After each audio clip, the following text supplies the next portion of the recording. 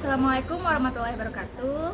Perkenalkan, saya Siva Anggraini dari semester 4 dengan NIM 2324011084 ingin menjelaskan mengenai investasi.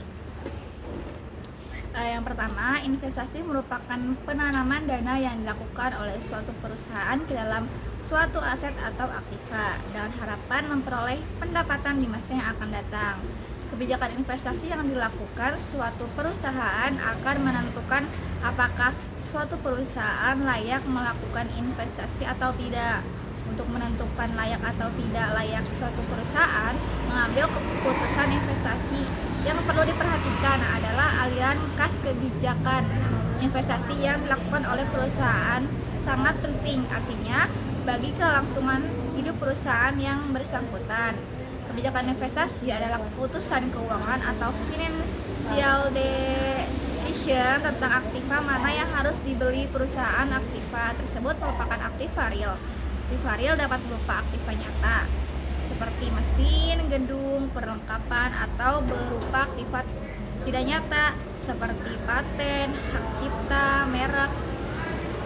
Keputusan investasi dapat dibedakan menjadi dua. Yang pertama, keputusan investasi jangka panjang, yakni yang melibatkan pembelian aktiva tetap. Yang kedua, keputusan investasi jangka pendek yang melibatkan investasi pada aktiva lancar seperti kas, piutang, persediaan atau disebut juga modal kerja.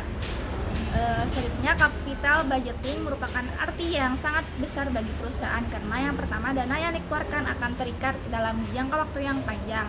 Yang kedua, investasi dalam aktiva tetap menyangkut harapan terhadap hasil penjualan di waktu yang akan datang.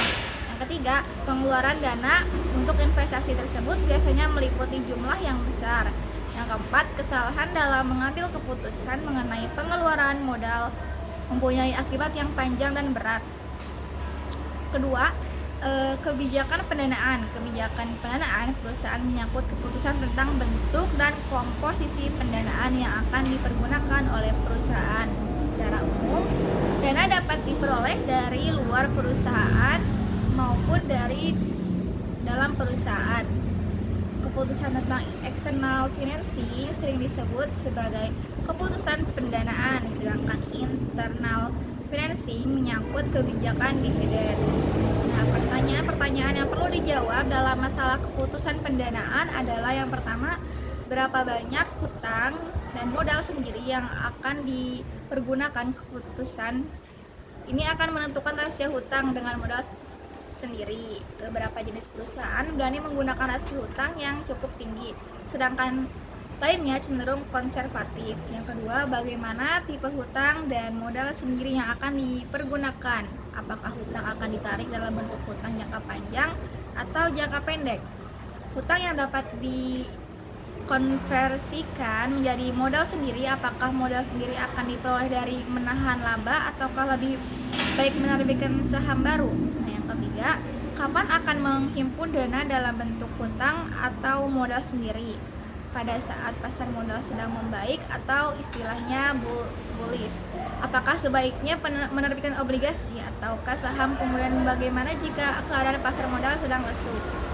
Yang ketiga, kebijakan dividen. Kebijakan dividen berpengaruh terhadap aliran dana, struktur finansial, likuiditas perusahaan, dan perilaku investor. Dengan demikian, kebijakan dividen merupakan salah satu kebijakan penting dalam kaitannya dengan usaha maksimumkan nilai perusahaan, dipengaruhi oleh kebijakan investasi, struktur modal, atau keputusan pemenuhan kebutuhan dana. Dan kebijakan dividen itu sendiri, ketiga, kebijakan tersebut saling interaksi satu sama lain karena kebijakan investasi dipengaruhi oleh besar kecilnya laba yang ditahan.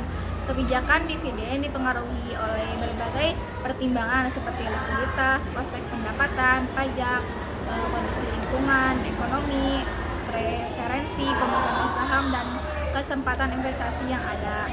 Mungkin itu saja yang dapat saya sampaikan. Kurang lebihnya, wassalamualaikum warahmatullahi wabarakatuh.